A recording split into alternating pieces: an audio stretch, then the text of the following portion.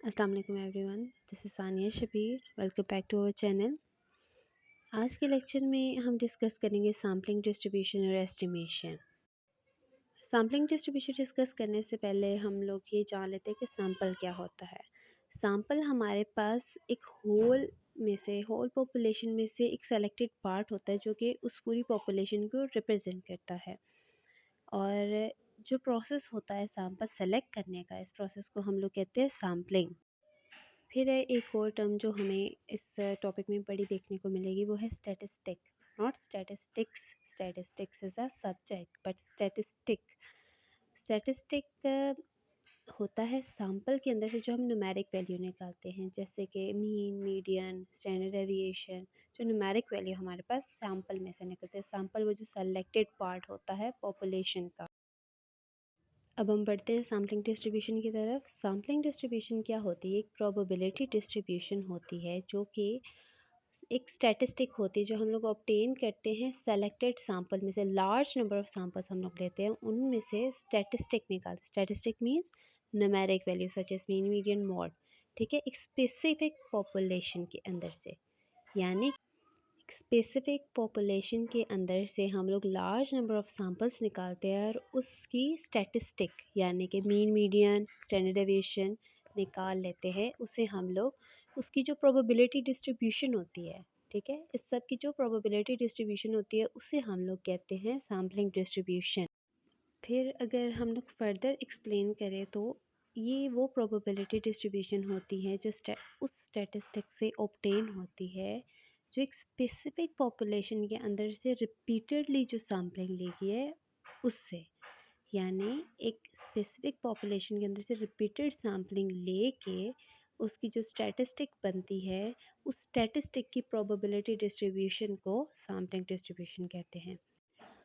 अब जो majority researchers होते हैं वो अपना डेटा एनालाइज करने के लिए सैम्पल्स यूज़ करते हैं, पॉपुलेशंस यूज़ नहीं करते। कुछ जगहों पे पॉपुलेशन बोलते हैं, कुछ जगहों पे होल बोलते हैं स्टैटिस्टिकल लैंग्वेज में। तो ये बात एक ही है।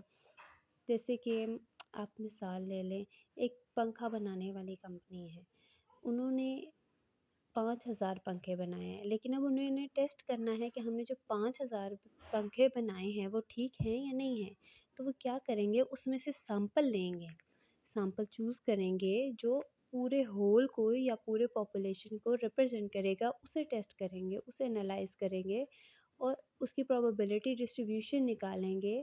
ठीक है, जो कि हमारे पास सैम्पलिंग डिस्ट्रीब्यूशन होगी। तो वो करके देखेंगे कि इसमें कोई एरर है या नहीं है। फिर वो कंपनी, वो रिसर्चर्स ये डिसाइड करते हैं कि हमारे जो सारे पंखे वो ठीक हैं या नहीं। अब 5000 या 5 लाख पंखों को जो है बारी बारी टेस्ट करना इजी तो नहीं होता, इसलिए रिसर्चर्स जो हैं सैम्पल्स यूज़ करते हैं, पॉपुलेशन नहीं यूज़ करते। मैक्सिमम केसेस में यही होता है।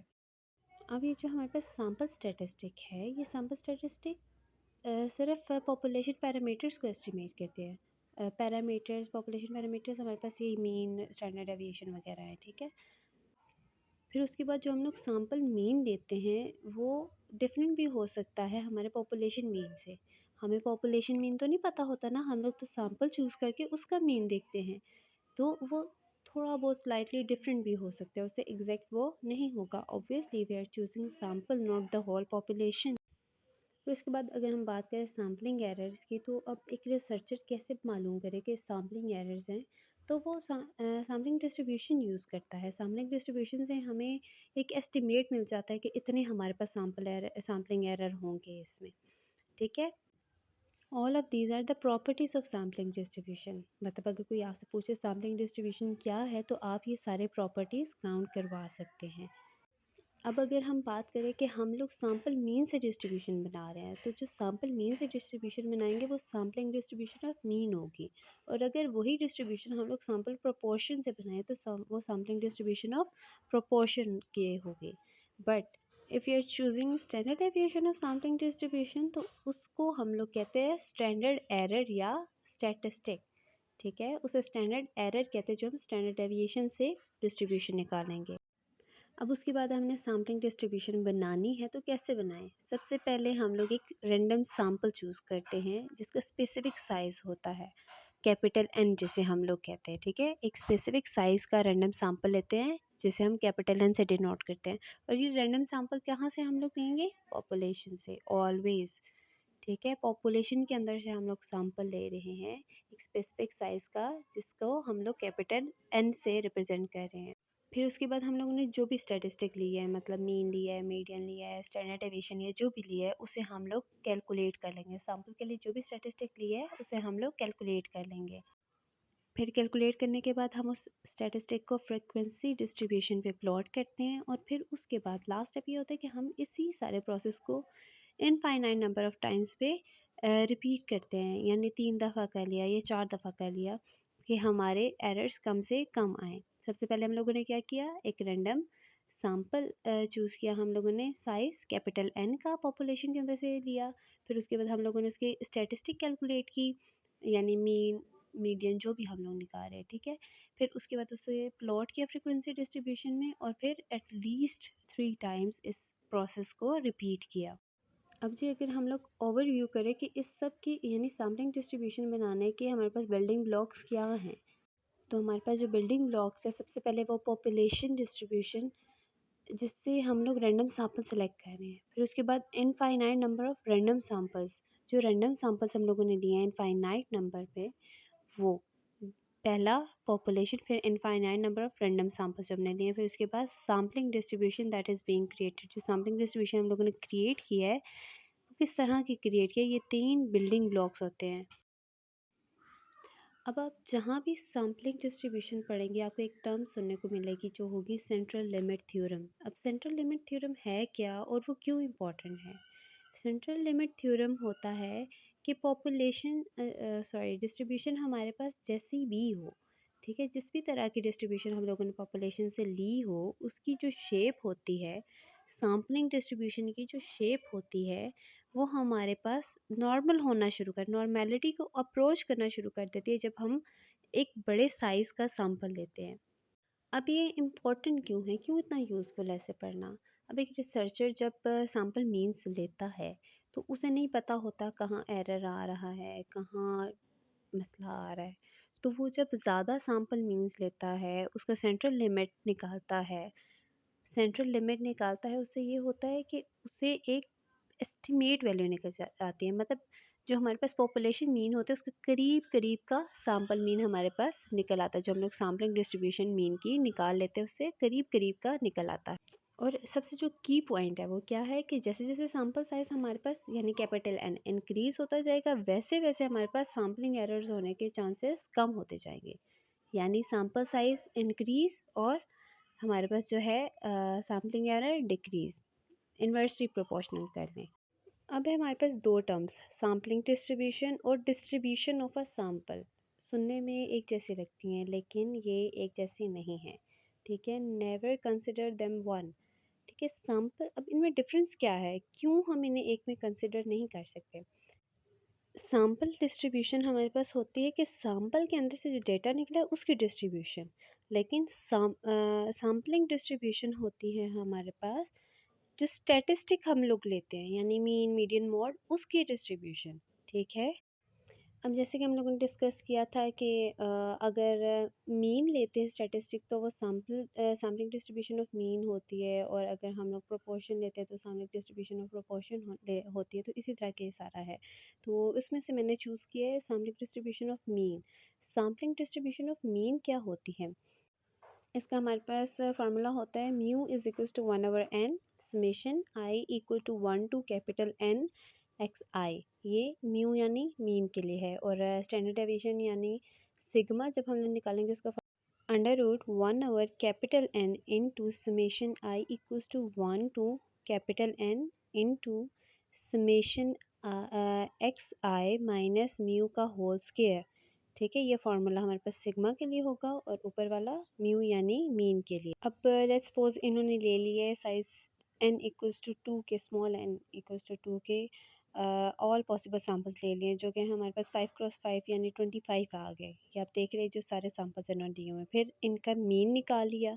मीन यानी कि जैसे हमारे पास 1 सैम्पल है तो इसे 1 + 1 डिवाइडेड बाई 2, 1 + 1 यानी 2/2 1 आ गया, ठीक है। इसी तरह सबकी मीन निकाली। फिर हमने इसकी फ्रीक्वेंसी डिस्ट्रीब्यूशन बना ली। कैसे? एक्स बार, जो हमारे पास सारे मीन निकले थे उसे हम लोगों ने कैपिटल एक्स बार कह दिया। फिर हम लोगों ने इसकी डिस्ट्रीब्यूशन बना ली, टेली मार्क्स निकाले कि कौन सा कितनी दफ़ा आ रहा है। फिर उसकी फ्रीक्वेंसी देखी, फ्रीक्वेंसी को टोटल किया।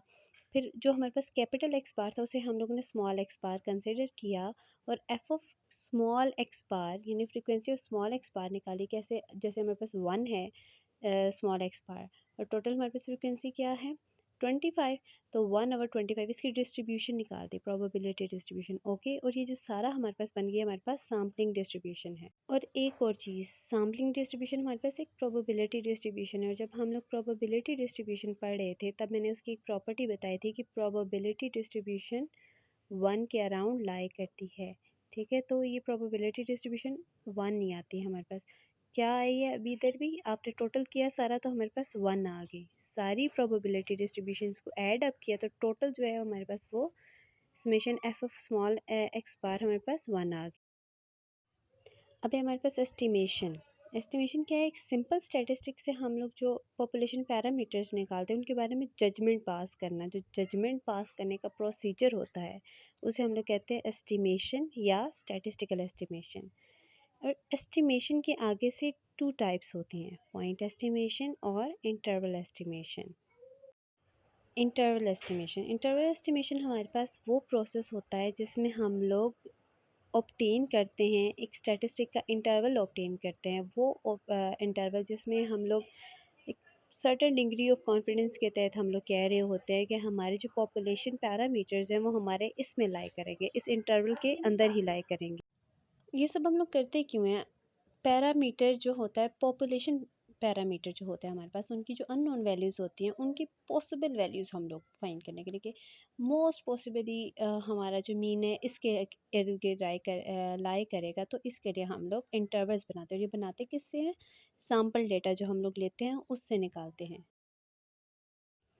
अब है हमारे पास पॉइंट एस्टिमेशन। पॉइंट एस्टिमेशन हमारे पास इंटरवल एस्टिमेशन का ऑपोजिट होता है। इंटरवल एस्टिमेशन में हम लोग एक इंटरवल लेते हैं ये फाइंड करने के अननोन पॉपुलेशन पैरामीटर जो होते हैं हमारे पास, उसकी एक करीब तरीन वैल्यू निकालने के लिए हम लोग इंटरवल लेते हैं कि इसमें वो लाई करेगा। लेकिन पॉइंट एस्टिमेशन में हम लोग इंटरवल नहीं लेते, हम लोग वो बेस्ट वैल्यू चूज़ करते हैं, single value best value choose करते हैं जो हमें लग रहा होता है कि यही होगा सैम्पल में।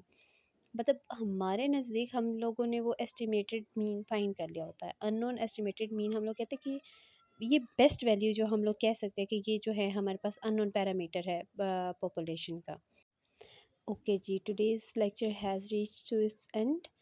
तो आई होप आपको सैम्पलिंग डिस्ट्रीब्यूशन समझ आ गई होगी कि सैम्पलिंग डिस्ट्रीब्यूशन क्या है, उसकी की प्रॉपर्टीज़ क्या हैं, और मीन के लिए जैसे मैंने एक्सप्लेन किया, मीन के लिए जैसे फाइंड किया है तो वैसे ही हम लोग स्टैंडर्ड डेविएशन के लिए भी निकाल सकते हैं, प्रोपोर्शन के लिए भी निकाल सकते हैं sampling distribution, and it's very very easy, ठीक है।